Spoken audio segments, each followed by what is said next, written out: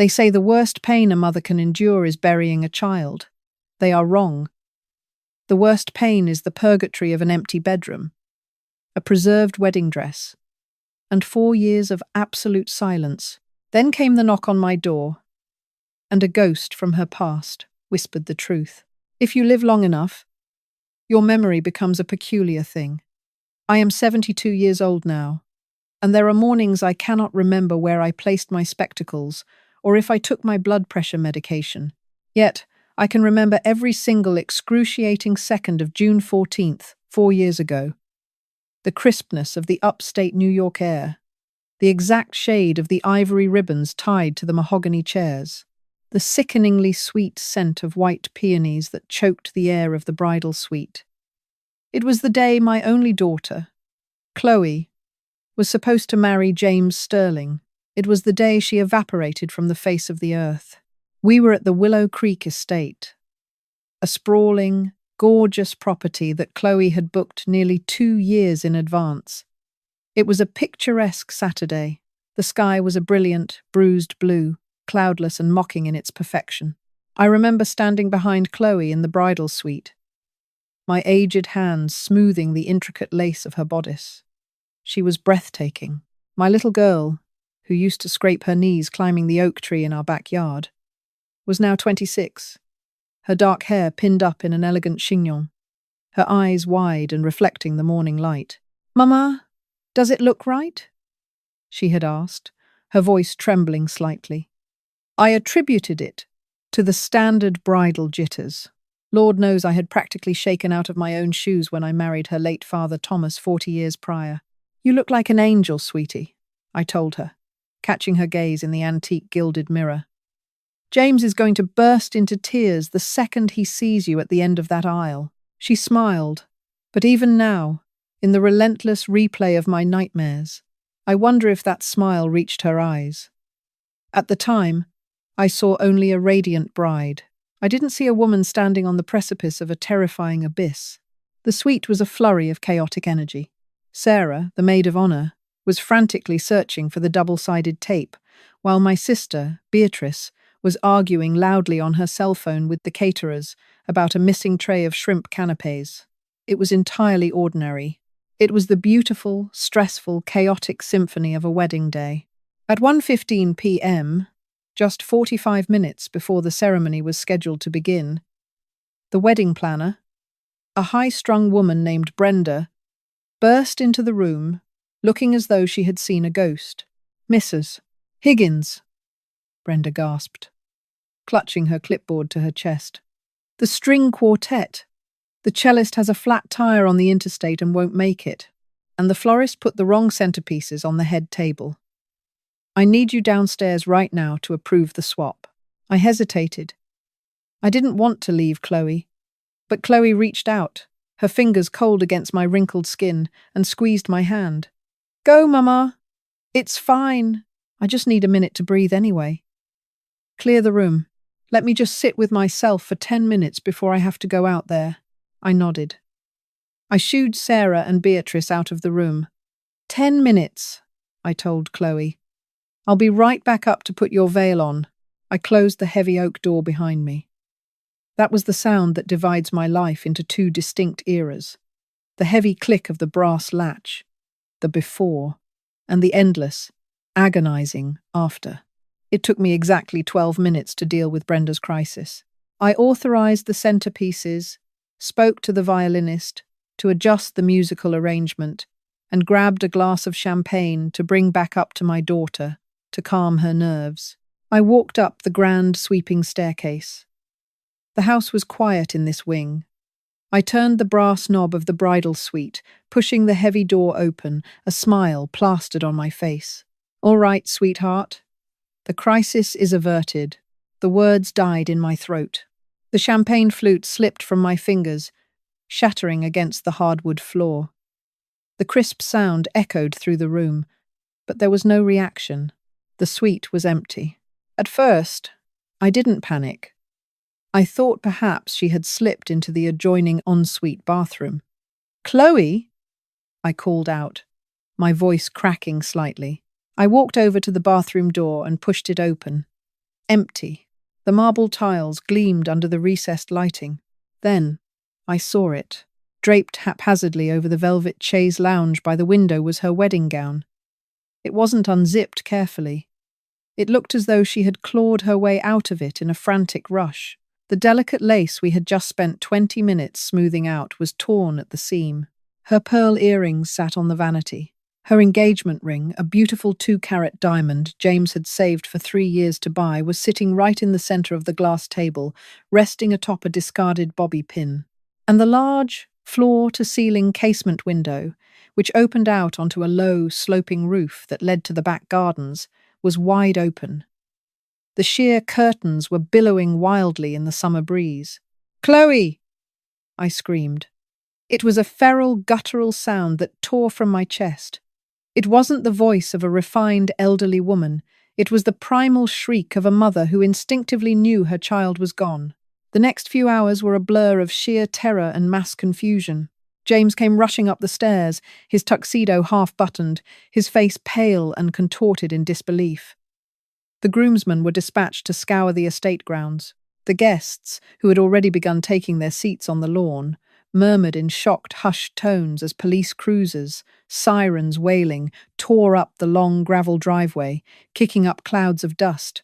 Detective Miller, a burly, soft-spoken man with tired eyes, took charge. They brought tracking dogs. They scoured the woods behind the estate. They checked the train stations, the bus depots, the airport. "Mrs. Higgins," Detective Miller asked me gently, sitting me down on a chair in the hallway as forensics dusted my daughter's discarded ring for prints. "Did she have cold feet? Did she and James have a fight?" "No!"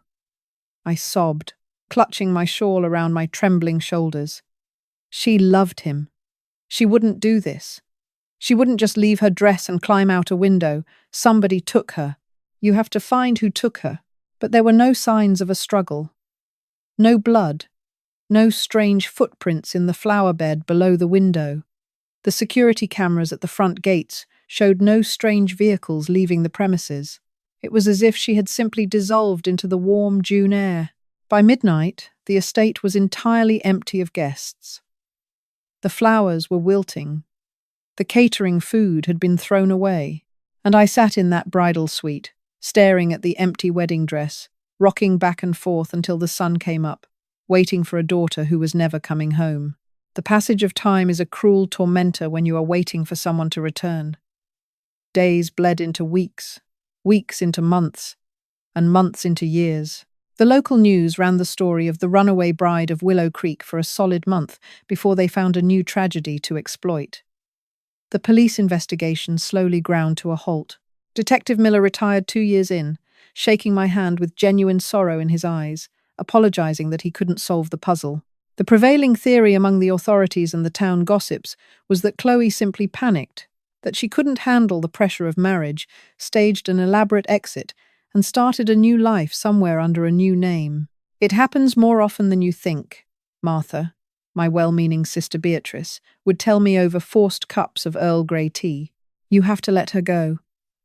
If she wants to be found, she'll call." But they didn't know Chloe. My daughter was fiercely loyal. Even if she had wanted to call off the wedding, she would have stood in front of James and told him the truth. She would never subject me, or him, to this psychological torture. I knew, deep in my aging bones, that something sinister had occurred. James stayed close for the first year. We were bonded by our shared grief. He would come over on Sundays, and we would sit in my living room, staring at framed photographs of her, crying until we had nothing left. But eventually, the human spirit demands survival. By the second year, his visits became less frequent. By the third year, he took a job transfer to Chicago to escape the ghosts of our small town. I didn't blame him. He needed to live. I, however, stopped living entirely. I became a spectre haunting my own home. I kept Chloe's childhood bedroom exactly as she had left it. I dusted her bookshelf every Tuesday. I washed her bedsheets on the first of the month, just in case she came walking through the front door, needing a clean place to sleep. My health began to fail. My arthritis flared. My heart grew weak. And the vibrant, energetic woman I used to be was replaced by a hollow, frail shell draped in oversized cardigans.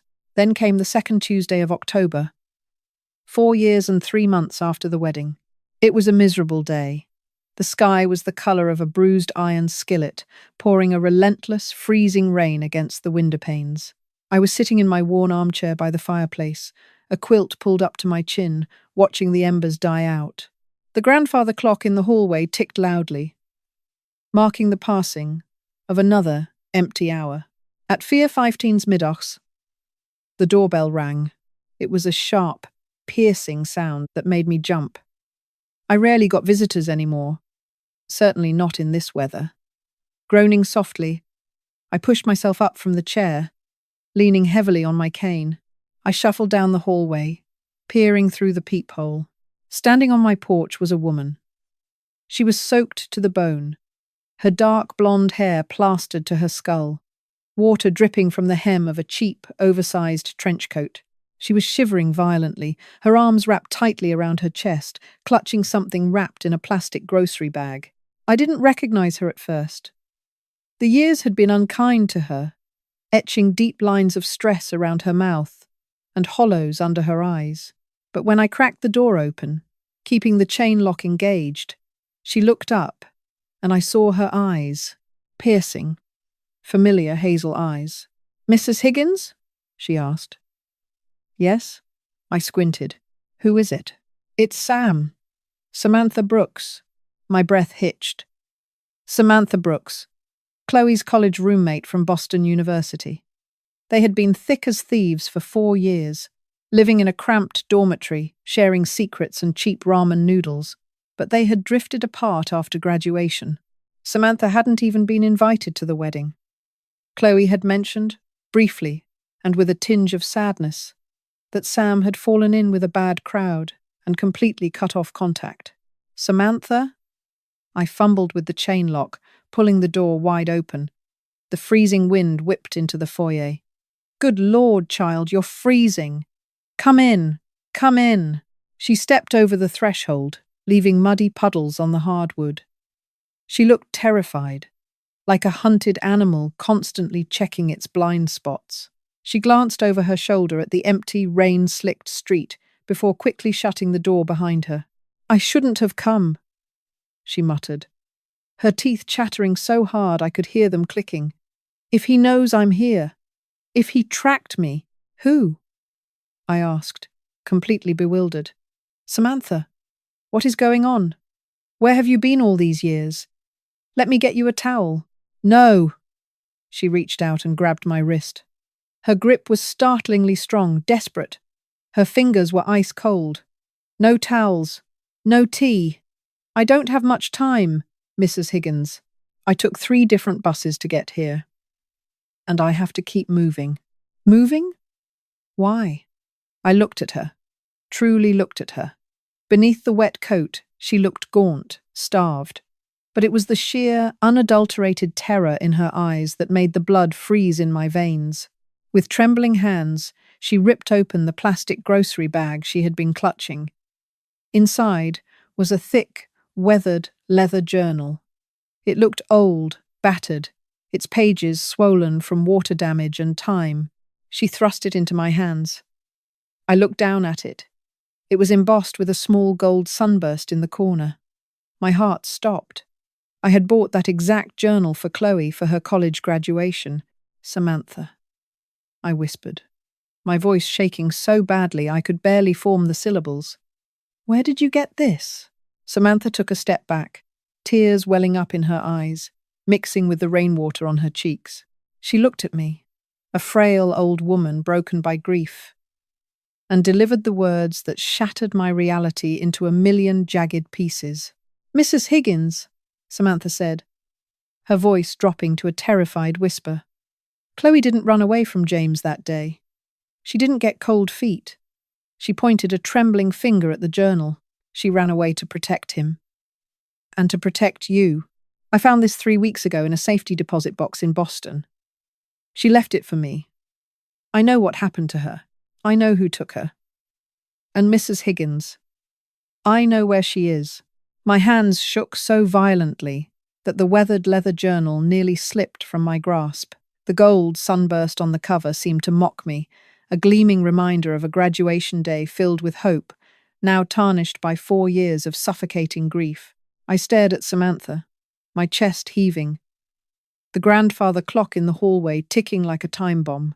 Inside, I commanded, my voice suddenly losing its frail, elderly tremor.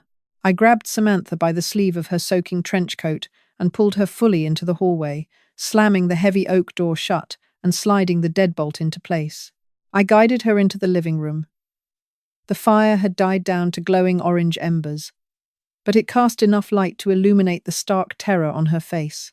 She collapsed onto the floral sofa, her knees pulled to her chest, trembling like a leaf in a hurricane. I did not offer her tea. I did not offer her a warm blanket. I sat in my armchair, switched on the brass reading lamp, and opened the journal. The pages were crinkled, stained with what looked like dried water rings and dark, rusted smears that I prayed were not blood. But the handwriting slanted, hurried, and pressing deeply into the paper was undeniably Chloe's. Sam, the first page read, if you are reading this, it means the fail-safe triggered. It means 4 years have passed, and I haven't come back to reset the lockbox at Boston Fidelity. It means I am either dead or I am trapped in the ice.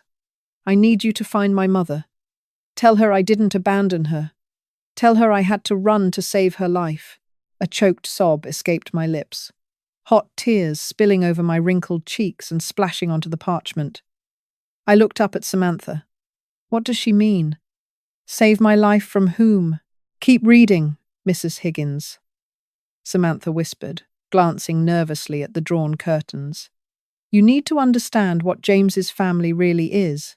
I turned the page, my heart hammering against my ribs like a trapped bird.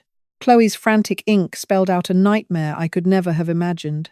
James Sterling, the handsome, charming accountant she loved, was not the man we thought he was. Or rather, his father, Richard Sterling, was not just a wealthy upstate real estate developer. The night before the wedding, at the rehearsal dinner hosted at the Sterling family estate, Chloe had gone into Richard's private study to fetch James's misplaced reading glasses. The heavy oak desk had a hidden compartment left carelessly ajar. Inside, she found a ledger and a series of encrypted drives. Chloe, always too curious for her own good, had glanced at the open pages. It wasn't real estate. It was a massive, highly illegal offshore operation. Richard Sterling was financing a private, ruthless syndicate that specialized in global arms smuggling and corporate espionage. Worse, James's signature was on the bottom of the audit pages. Her perfect fiancé was laundering the blood money. I confronted James that night in the gardens. Chloe's journal detailed, the ink smudged by her own tears. He begged me to understand. He said he was trying to find a way out, that his father would kill him if he defected. He told me to forget what I saw. He promised we would move away after the wedding, but Richard had cameras in the study. Mama. Richard knew I saw the ledger. My breath hitched. I remembered the morning of the wedding, the beautiful, chaotic bridal suite, the scent of peonies. I read on, the horror mounting with every syllable. On the wedding day, when you went downstairs to fix the florist issue, Mama, the door didn't stay closed for long. 2 minutes after you left, Jonathan Hayes walked in, Richard's head of security. I gasped, dropping the journal onto my lap. Jonathan. I remembered him. A tall, cold-eyed man who had stalked the perimeter of the rehearsal dinner. He came into her room, I whispered, the realization making my blood run cold. Yes, Samantha said, her voice hollow. Chloe wrote that he had a suppressed pistol. He told her she was a liability. He said if she married James, she would eventually talk. And Richard couldn't allow that. He gave her a choice. I looked back down at the journal, tracing Chloe's panicked cursive. Jonathan told me I had to disappear. Right then. Out the window. He said if I screamed, if I told James, or if I hesitated for even a second, he would walk downstairs and put a bullet in your head, Mama. Then he would kill my bridesmaids. He said he would slaughter everyone in the house and burn it to the ground. He had men stationed at all the exits. I had no choice. I tore off my dress because it was too heavy to run in. I left my ring. I climbed out the window and got into the black sedan waiting behind the catering tents. I did it for you, Mama. I had to let you think I abandoned you so you wouldn't come looking for me. The room spun. The 4 years of agonizing doubt, the hushed whispers of the town, my sister telling me my daughter just had cold feet, it was all a lie. My beautiful girl had sacrificed her entire life, her reputation, and her future, solely to keep me breathing. They let her live? I asked, my voice suddenly sharp, a fierce, protective anger, burning away the fragility of my age. Why didn't this Jonathan just kill her? Because James would have asked questions, Samantha replied, leaning forward. If the bride was murdered in her suite, there would be a massive federal investigation. Richard didn't want the police crawling all over the estate. A runaway bride is a local gossip story. A murdered bride is a national headline. They drove her to a private airfield, handed her a bag of cash, a fake passport, and told her if she ever contacted you, or James, or anyone in the States, they would execute you immediately. I closed the journal, my weathered hands gripping the leather, binding so tightly my knuckles turned white. The grief that had paralyzed me for 4 years evaporated, replaced by a white-hot, singular focus. Where is she, Samantha? I demanded. You said you know where she is. Samantha swallowed hard, reaching into her coat pocket and pulling out a folded topographical map. After they dropped her in Europe, she knew Richard's men would eventually track her down if she stayed in civilized areas. She needed a place with zero digital footprint, a place where facial recognition cameras freeze and shatter, a place so inhospitable that mercenaries wouldn't dare try to hunt her without drawing the attention of local survivalists. She spread the map out on the coffee table, tapping a trembling finger on a massive, isolated landmass. She went to the coldest place on earth, Mrs. Higgins. I leaned over the coffee table, my 72-year-old eyes squinting at the harsh, jagged contour lines of the map.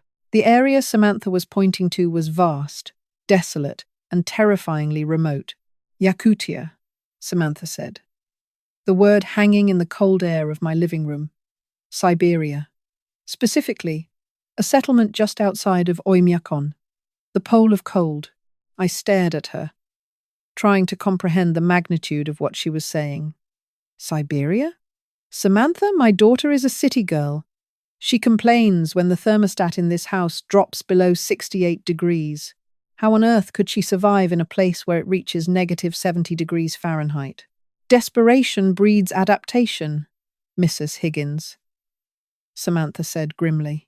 When she first arrived in Europe under her fake identity Abigail Foster, she managed to get a message to me via a dark web encrypted email we used to play around with in college. She asked for help. I had a contact, a man named William, an ex-military pilot who runs off-the-grid cargo flights into the Russian Far East. He smuggled her in. She's been living there for 3.5 years. Doing what?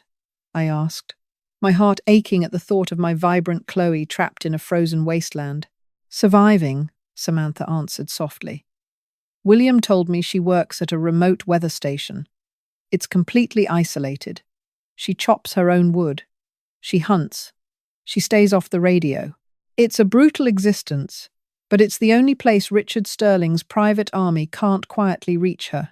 If they send armed men into the Yakutian wilderness, the local hunters and the brutal elements would wipe them out before they got within 10 miles of her cabin.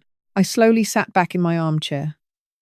Yakutia, a land of endless ice, permafrost, and darkness. My daughter had traded her wedding gown for heavy animal pelts, her bright future for an existence of perpetual freezing isolation. Why did you come here today, Samantha? Why now? After 4 years. Samantha's face crumpled, a fresh wave of panic washing over her features. Because Richard Sterling found out, she choked out. A week ago, My apartment in Boston was ransacked.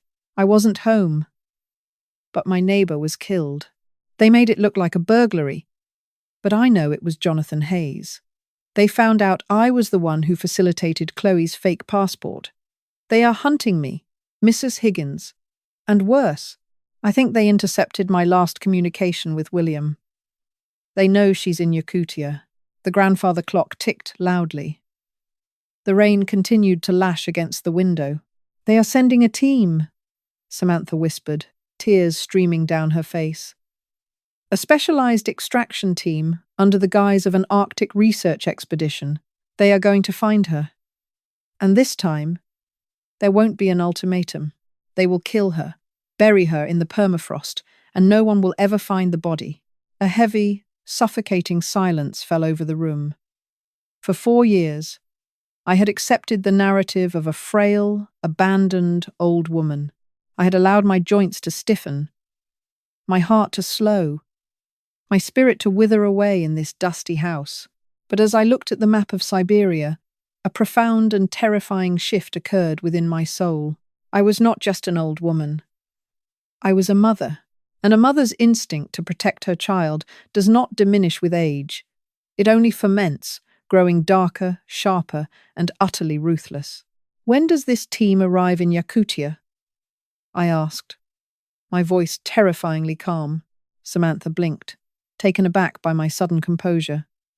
William said they are waiting for a severe blizzard to pass. They fly out of Anchorage in 6 days. Mrs. Higgins, I didn't come here to ask you to do anything. I came to give you the journal so you knew the truth, and to warn you that Jonathan might come here next. You need to pack a bag and go to the police. Beg for protective custody. The police? I let out a dry, humorless laugh. The police, who spent 4 years telling me my daughter was a runaway? The police, whose pensions are likely funded by Richard Sterling's real estate taxes? No, Samantha. I stood up. I didn't lean on my cane this time. The pain in my arthritic knees was suddenly entirely irrelevant. What are you doing? Samantha asked, her eyes widening as I walked over to the antique mahogany writing desk in the corner of the room. I am going to Siberia, I stated simply. Samantha stared at me as if I had lost my mind. Mrs. Higgins, you are 72 years old. You have a heart condition. The temperature in Yakutia right now is 50 below zero. The air literally freezes in your lungs if you breathe too deeply. You cannot go there. You will die before you even reach the settlement. I pulled open the bottom drawer of the desk. Beneath a stack of old tax returns, I retrieved a heavy, locked steel box. I dialed in the combination Chloe's birthday and popped the lid. Inside lay Thomas's old service revolver, meticulously oiled and maintained, along with 2 boxes of ammunition and my emergency cash reserve. My daughter has spent 4 years freezing in the darkest corner of the earth to protect me, I said, turning back to Samantha. I placed the heavy revolver on the table next to the map. I will not let her die alone in the snow. You said this pilot, William, knows where she is? Yes, Samantha stammered, staring at the gun in disbelief. But, give me his contact information. Now, Mrs. Higgins, William is a smuggler. He won't take an elderly woman into a hostile tundra. He will if I pay him enough, I countered, my eyes locking onto hers with a fierce, unwavering intensity. I am going to sell this house. I am going to drain my retirement accounts. And I am going to buy passage to Oymyakon. Samantha opened her mouth to argue, but the look on my face stopped her dead. She saw what Jonathan Hayes had underestimated 4 years ago. You can threaten a woman, you can isolate her, you can break her heart, but you never, ever stand between a mother and her child. Okay, Samantha whispered, reaching into her pocket for a pen. I'll give you his secure number. But Mrs. Higgins, if you go out there, you are walking into a frozen hell. Good, I replied, staring down at the map of Yakutia, my heart beating with a terrifying new rhythm. Because I am bringing the fire with me, the cold in Yakutia does not merely chill your skin. It actively hunts you. It seeks out the microscopic gaps in your thermal layers, clawing at your bones and freezing the moisture in your lungs before you can even exhale. When William's twin-engine cargo plane shuddered to a halt on a frozen dirt runway just outside Oymyakon, I stepped out into negative 60 degrees Fahrenheit. My 72-year-old joints screamed in agony.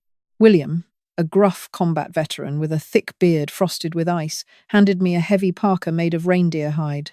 "You have 30 minutes before hypothermia completely bypasses your core, Martha," he yelled over the howling wind. "We take the snowcat to the ridge. Then we walk. If you stop moving, you die." I nodded, gripping the heavy fabric. Beneath my layers, tucked against my ribs for warmth, was Thomas's loaded revolver. I had liquidated my entire life for this single moment. The house, the antiques, the retirement funds, all traded for a smuggler's fee, cold weather gear, and a one-way ticket into a white hell to retrieve my daughter. The journey to the weather station was a blur of excruciating pain and blinding whiteouts. The Tiger Forest was a graveyard of skeletal, frost-choked pines. Every breath felt like swallowing shattered glass. But the image of Chloe, alone and hunted in this wasteland, fueled a furnace of pure adrenaline in my chest. As we crested the final snowbank, William suddenly grabbed my shoulder, forcing me down into the snow crust. He pointed a gloved finger through the howling gale. There, nestled against a jagged rock face, was a dilapidated wooden cabin, smoke barely trickling from a rusted chimney pipe. But it wasn't the cabin that made my stomach drop. It was the two high-end, matte black snowmobiles parked outside. "Richard's men," William whispered harshly. "They beat us here." The storm must have broken early over the Bering Strait. I didn't wait for him to formulate a tactical plan. I bypassed the agonizing ache in my knees, stood up, and began wading through the knee-deep drifts toward the cabin. William cursed and scrambled after me, but my tunnel vision was absolute. I reached the heavy wooden door. It was slightly ajar. The lock splintered from the frame. I slipped my gloves off, my bare, liver-spotted hands gripping the icy steel of the revolver. I pushed the door open, the hinges screaming in protest, and stepped into the dim, freezing interior. The scene inside froze the blood in my veins. Kneeling on the wooden floorboards, her hands bound behind her back with zip ties, was Chloe. She was thin, her cheeks hollowed by years of rationing and hardship, her dark hair chopped short and ragged. Standing over her was Jonathan Hayes, Richard Sterling's head of security, clad in top-tier tactical Arctic gear. He had a suppressed pistol pressed firmly against my daughter's temple. "Where is the master drive, Chloe?" Jonathan hissed, his breath pluming in the freezing cabin. "Richard knows you copied the ledger before you climbed out that window. Hand it over, and I'll make this quick." "Don't. And I'll drag you out into the snow and let the cold peel your skin off." Chloe looked up, her eyes filled with a defiant, unbroken fire. "Go to hell, Jonathan," he sighed, pulling the hammer back on the pistol. "Wrong answer. Drop it," I commanded. My voice cut through the ambient howl of the wind like a cracked whip. Jonathan spun around, his eyes widening in sheer, unadulterated disbelief. He expected Russian border patrol. He expected local hunters. He did not expect a frail 72-year-old grandmother from upstate New York standing in the doorway, leveling a .38 caliber revolver squarely at his chest. "Mama!" Chloe gasped, a choked, agonizing sob tearing from her throat. "Mama! No! Run!" "Martha Higgins," Jonathan said, a slow, cruel smirk spreading across his face as he recovered from the shock. He didn't lower his weapon. "Well, isn't this poetic? The runaway bride and the weeping widow reunited in the ice. You really think you can pull that trigger, old woman? You made a critical miscalculation 4 years ago, Mr. Hayes," I said, my hands steadying. The tremors of my age vanished, replaced by the lethal calm of a mother protecting her only child. "You assumed I was weak." Jonathan shifted his weight, aiming his pistol toward me. "And you assume I won't kill you both." He never finished the sentence. I didn't hesitate. I didn't blink. I squeezed the trigger. The roar of the revolver was deafening in the small cabin. I didn't aim for his chest. Beneath that thick tactical coat, he likely wore Kevlar. I aimed lower. The heavy bullet shattered his right kneecap. Jonathan screamed a wet, guttural sound of pure agony and collapsed onto the floorboards, his pistol clattering away into the dark corner of the room. William rushed in a second later, kicking the fallen weapon out of reach and keeping his own rifle trained on the writhing mercenary. I didn't look at Jonathan. I dropped to my knees beside Chloe, my trembling hands pulling a hunting knife from William's belt to slice through the thick plastic zip ties binding her wrists. The moment her hands were free, she threw her arms around my neck. We collapsed against each other, sobbing wildly into the heavy animal pelts, years of grief, terror, and isolation pouring out in the freezing Yakutian air. "You found me," she cried, burying her face into my shoulder. "Mama, I'm so sorry. I'm so sorry." "Shh, my sweet girl," I whispered, kissing her frostbitten forehead. "I've got you. Mama's here." I stood up, pulling Chloe to her feet. I walked over to where Jonathan was bleeding profusely onto the floorboards. I picked up the small, encrypted flash drive he had been tearing the cabin apart to find the drive that held the evidence to put Richard Sterling in a federal penitentiary for the rest of his miserable life. "William," I said coldly, looking down at the hitman, "take their snowmobiles. Shoot the engines on ours so his backup can't follow." "What about him?" William asked. I looked at the open cabin door. The brutal -60-degree wind howling outside. "Leave him," I said. "Let the cold judge him." We rode out of the Tiger on the mercenaries' stolen machines, leaving Jonathan Hayes to the merciless Siberian winter. Within 48 hours, we were on William's plane back across the Bering Sea. Within 72 hours, that flash drive was sitting on the desk of the FBI director in Washington. Richard Sterling and his empire crumbled before the week was out. The world believes a mother's love is soft, a gentle harbour in life's storms. They do not understand that it is also a forged weapon, capable of crossing frozen continents and shattering the darkest evils. Chloe and I live quietly now, under new names in a warm coastal town. The nightmares of Yakutia occasionally return, but when I look across the kitchen table and see my daughter breathing, I know I would burn the whole world down all over again to keep her safe.